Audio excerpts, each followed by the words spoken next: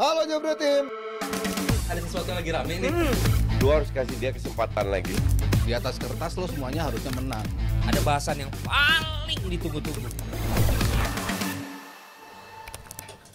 Balik lagi di DPI dan masih ngomongin soal timnas Indonesia di mana pelatih baru kita Patrick Kluivert belum Kluivert, kalau ada Coach Justin dibantai lo. Patrick Kluivert. Kluivert.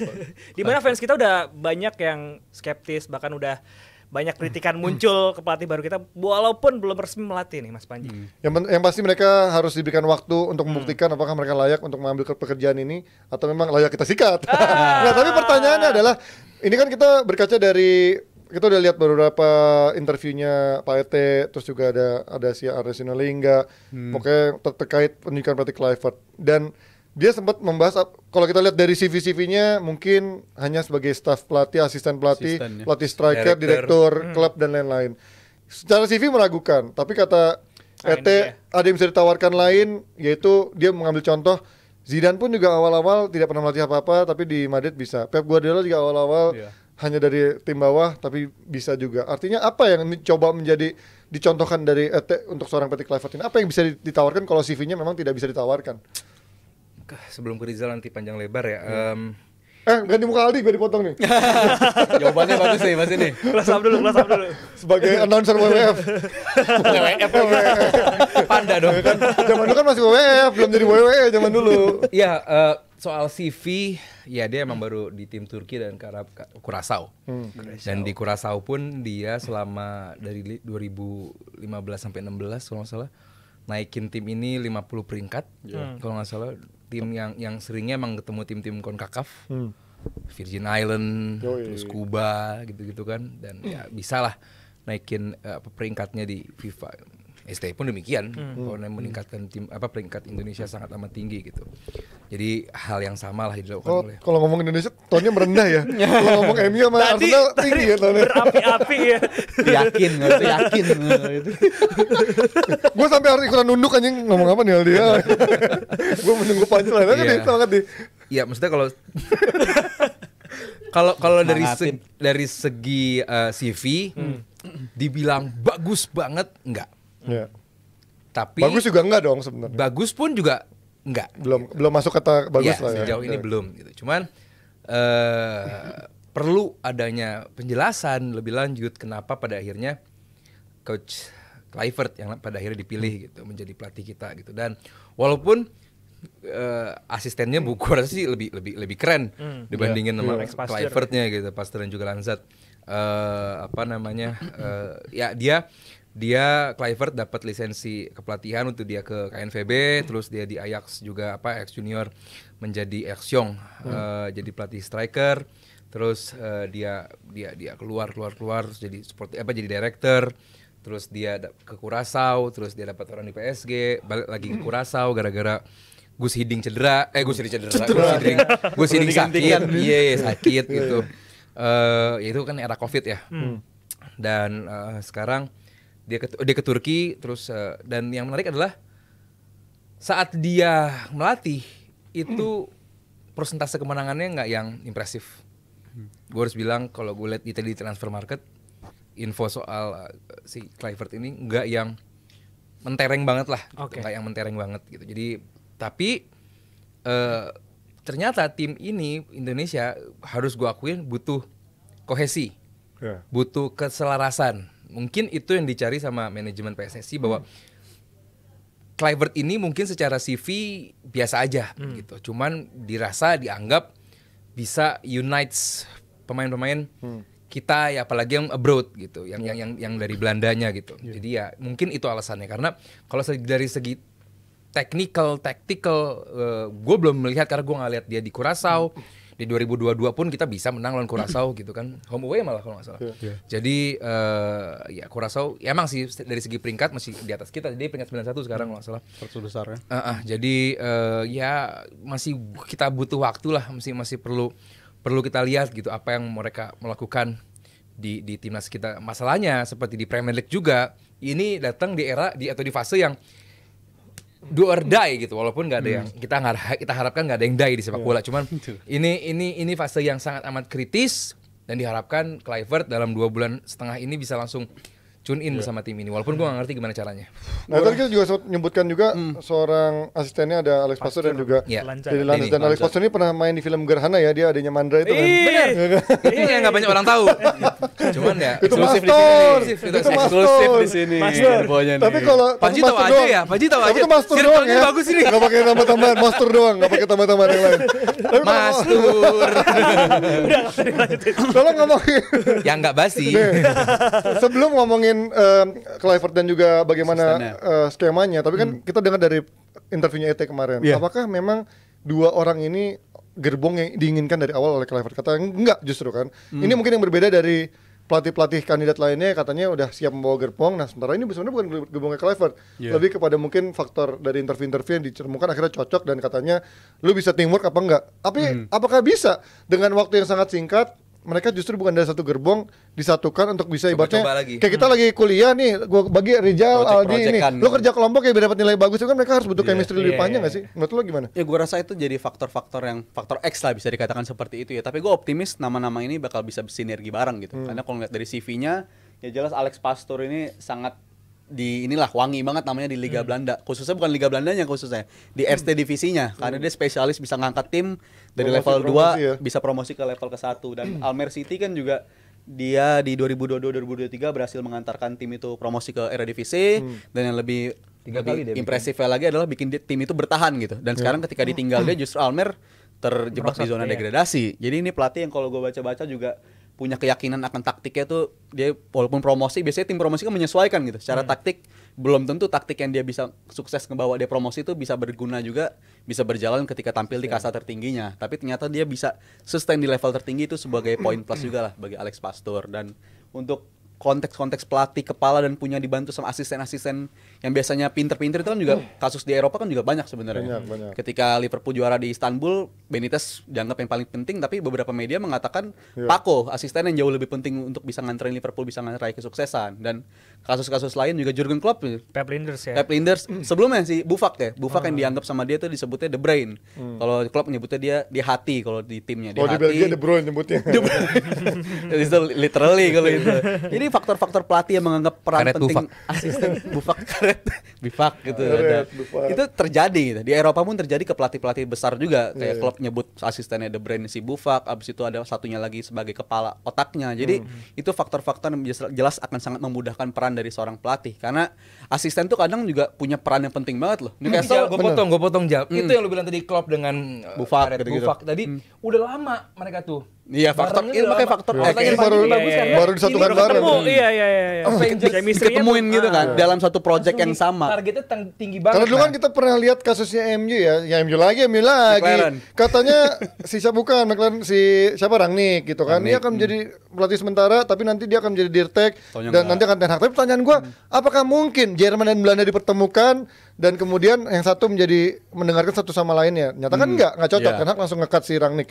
Nah, ini sama-sama Belanda, oke. Tapi kan mereka nggak pernah kerja bareng, dan ini adalah di negara anta beranta yang mungkin targetnya ya benar-benar menurut gue sangat sulit gitu untuk menembus Piala Dunia, yang buat mereka mungkin mereka juga nggak tahu Indonesia ini peringkat berapa gitu sebenarnya kan. Ya jelas ini pemilihan yang sangat berisiko sih ya kalau faktornya memang mereka nggak pernah kerja sama sebelumnya.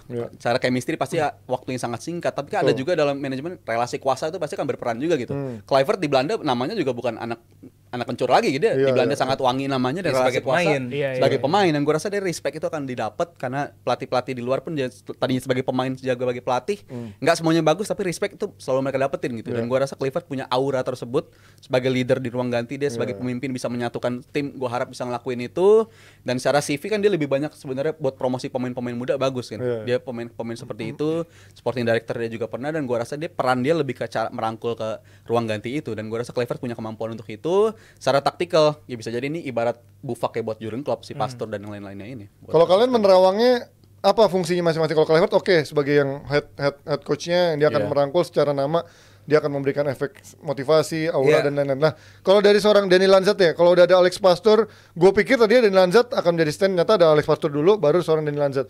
Kira-kira peran apa nih yang diberikan oleh Denny Lanzat juga di samping dari Pastur itu? Kalau gue ngelihat Denny Lanzat yang bakal drill training, Oke, di lapangannya berarti dia ya. Drill trainingnya Denny Lanzat, si Pastor sebagai Taktikalnya. pelatih sebenarnya di atas lapangan, dan Kluivert sebagai yang tadi Panji bilang Bosnya lah ya dia. bosnya gitu loh. Ya, dia yang nyuruh-nyuruh ya. Iya gitu bahwa Kontrol gue nama nanti ya. besar, Ya, instruksinya dan mungkin dengan pemain-pemain muda butuh apa ya? Butuh pemain yang atau pelatih yang bisa looking up to.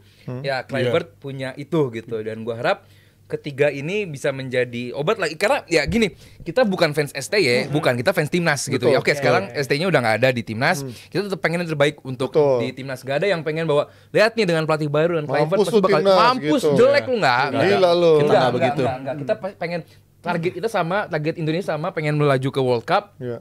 Siapapun pelatihnya, Whatever it takes. whoever it takes, tuh Jal bisa bahasa Inggris juga. Iya. Anterin Lo. kita ke World Cup. Kita bikin sendiri yuk Jal, DP English KW. Saingan.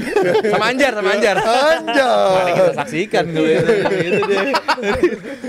jadi ya gue harap ya gimana karena seperti yang Panji bilang kita masih bisa menerawang-nerawang doang. Iya, Gue nggak pernah ngelihat Kluivert ngelatih, Dani Kiper, Lanzat iya. ngelatih, Pastor ngelatih, nggak pernah ngelihat gitu. Waktu main gue lihat Lanzat, Iya. kan apa masalah. Premier League. Iya, jadi ya kalau dia ngelatih gue buta sih gue nggak tahu Rizal dan juga Iya. Panji dan juga masih Dazuf. jelas masih nerawang-nerawang sih, tapi yang bisa gue bayangkan justru gue kepikiran kayak Eddie Howe sama asistennya tuh. Selalu kok pinggir lapangan berduaan dan gue ngebayangin nanti Kluivert bakal begitu sama Pastor karena Pastor punya kemampuan hal itu, dari pengalaman dia juga sangat-sangat lebih dalam dibandingkan Kluivert dan gue lihat dua pelatih ini bakal jadi dua pelatih yang looking up to istilah dari Bang Aldi, pemain-pemain bakal ngeliat ke dia dan bakal lebih ngerti lagi ke dia. Padahal Enggak, kayaknya jadi, dibantah udah, dong. lewat kayaknya kalau itu Iya. enggak. Udah tua juga sakit kan? Dirtek-nya belum? Belum, kayak nyusul kalau di Retex dan Tapi kata juga ada isunya kan ada 2 tambahan staff pelatih yang asal dari Indonesia kan. Iya, 2 lagi. belum Nggak tahu nih memang kita ya. orang Indonesia atau memang yang mungkin bekas-bekas Iya. memang diaspora Kemarin. juga yang mantan pemain Bisa dari jadi. keturunan juga untuk menjadi staff pelatihnya kan isunya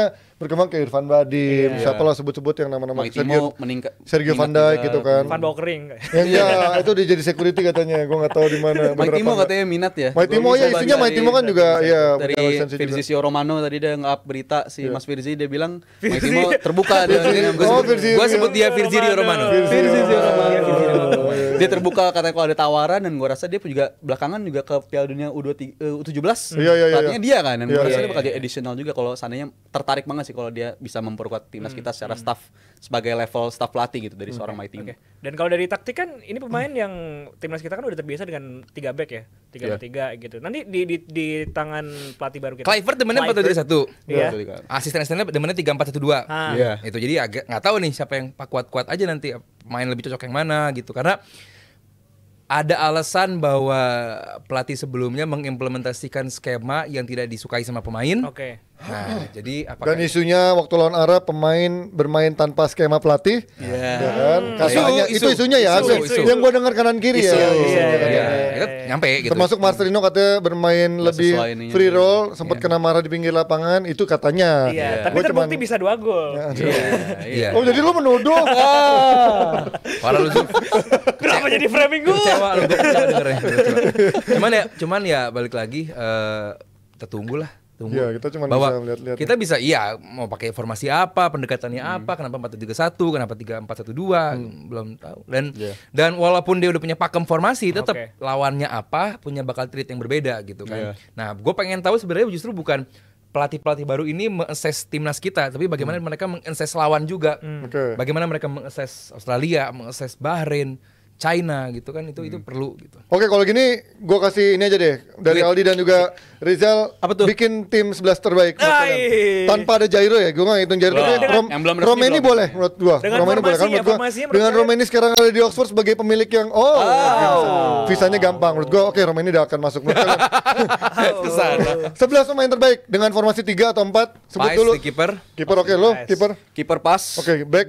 Rido. Ini pakai berapa back dulu? Lu berapa? Tiga. Gue 3. Tiga back. 3 oke. Rido. Gue 3-4-1-2 sih. Oke, terus Rido. Rido, Jai sama Hilhers. Hilgers oke lo, 3 backnya. Hilhers, Kevin Dix dan Oke. juga Jai. Oh, jadi back tengah Kevin Dix. Kevin Dix gue taruh Oke, di- wingback. Kiri Verdong, kanan Dix. Dix. Ya kan? Lo berarti wingbacknya siapa? Wingbacknya Sandy Walsh Sandy Walsh, lanjutin kiri lagi. Verdong. Iya, Sandy Walsh, Verdong, Oke. Ivar dan Tom Haye. Oke, tengahnya. Gua nggak Yener, gua Nathan. Nathan Nathan dari Tom. pertahanan. Tom Oke. Haye berarti. Sama Nathan Tom. Sama Tom. Iya. Nathan Tom. Terus Depan. Satunya Gua Marcelino. tiga di depan. oh Marcelino. Satunya Oke. Marcelino. Lo? Marcelino. Gue langsung 3-4-3 ya. Berarti lo Nathan Haye siapa? Yang Nathan ini siapa? Lo Gua ya? Ini. Lo siapa tadi? Ivar Yenar, Haye. Haye sama Marcelino. Oke, depannya? Depan 3 di depan Romeni, Ragnar Oratmangun dan Marcelino. 3-4-3 itu lah. Oke. Tidak ada nama Strike, nggak ada. Gua apa namanya Marcelino, Oratmangun, Malik Rizaldi. Malik Rizaldi. Menarik. Karena kita belum lihat dia. Karena ada Aldi di panjang. Malik Rizaldi. Rizal. Situ aja lah. Serius-serius banget. Bawa santai aja ya. Benar gitu ya, dari 11 kemungkinan yang dari perkiraan Aldi dan 11 yang memang diinginkan dari Rizal. Tapi kita lihat nanti apakah memang semuanya bisa bermain. Kita doakan pastinya bulan Maret juga fit dan kita akan lihat nanti hasil tanggal 12. Pasti juga media-media akan ikut di preskon pasti bertanya-tanya formasi apa sih sebenarnya yang diinginkan oleh Kluivert begitu mereka melihat skuad Indonesia sekarang. Kita lihat nanti dinamikanya di minggu depan ya, Zef ya. Yes, yang pasti kita bukan fans STY, bukan fans. Oh, lu nggak suka sama STY? Tapi kita fans tim nasional Indonesia. Itu dia. Bahaya. Belum Wah, selesai gua kayaknya ngomong. episode ini episode terakhir. Thank you Dazuf untuk selama dijebret. Makasih atas Makasih atas segalanya Dazuf. Belum kelar gua ngomong yang pasti kita support terus tim Lu nasional. 3 kali ditekankan itu mulu gue Iya bukan fans STY. Iya, tetap. Kalau gue ngomong biasa ya tadi. Kita fans timnas sudah gitu. Kita Kita doakan yang terbaik buat timnas. Iya. Yes, kita dukung. Semoga kita bisa mewujudkan impian Amin. masuk ke Piala Dunia. Amin. Amin. Whatever it takes ya. Terima kasih Mas Panji, terima kasih Rizal Pahlevi dan juga Thank you, Mas Dazuf. Aldi. Dan juga terima kasih STY. Terima kasih STY, terima kasih. Terima kasih. Terima kasih Pak Ete. Iya. Terima kasih Pak Ete. Terima kasih untuk Pak Arya. semua supporter Indonesia. Pokoknya. Iya. Terima kasih untuk Awi dan juga PT Mitsindo Visual. Happy weekend semuanya. Bye bye. Happy See you next week. Oh, Seno. Halo Jambret Tim. Ada sesuatu yang lagi rame nih. Lu harus kasih dia kesempatan lagi. Di atas kertas lo semuanya harusnya menang. Ada bahasan yang paling ditunggu-tunggu.